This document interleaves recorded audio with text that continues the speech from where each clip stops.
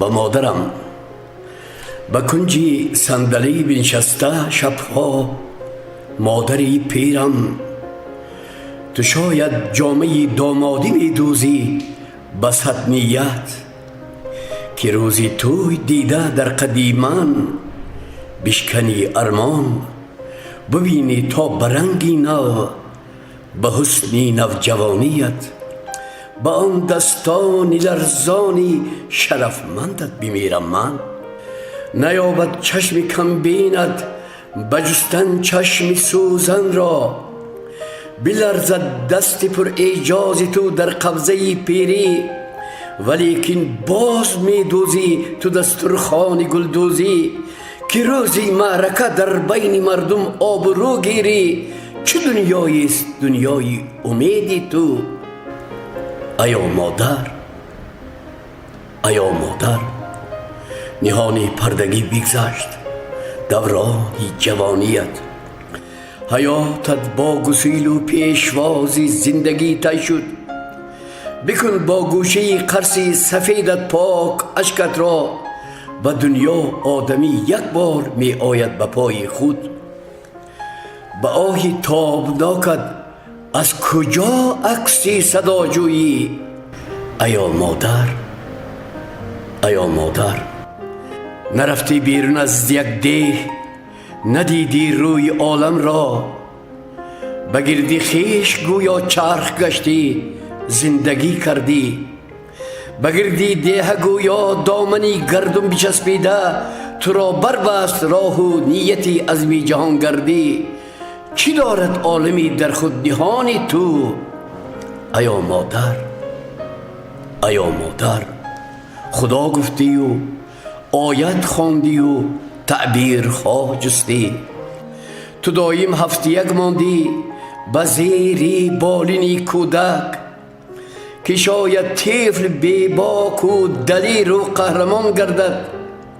دلی پیغمبران غنجد درونی سینه کوچک، درونی کلبه پستی نظر ناگیری پر از دود، به حکم قرض انسانی جهانی را بگنجاندی.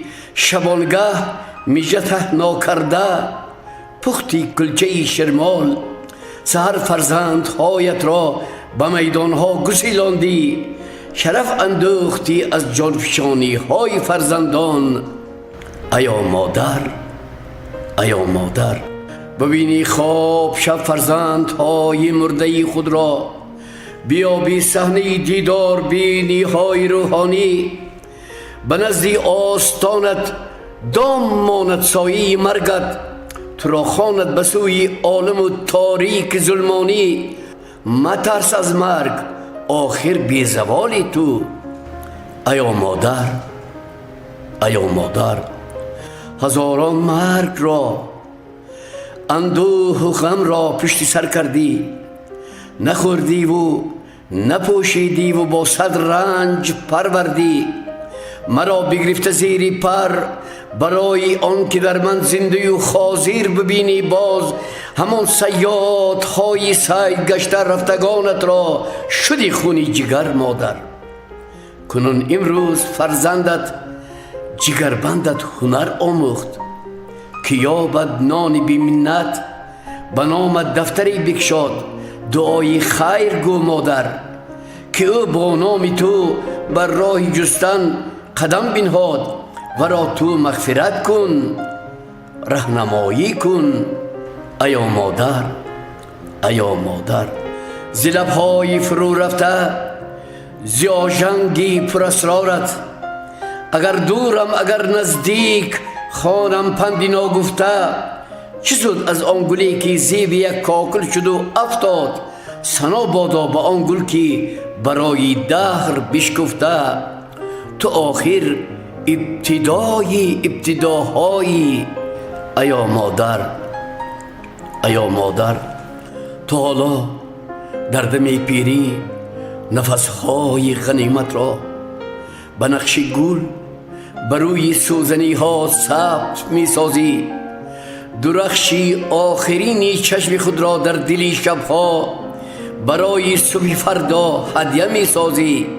سرافرازی گل و نور و شرافت یادگار است تو.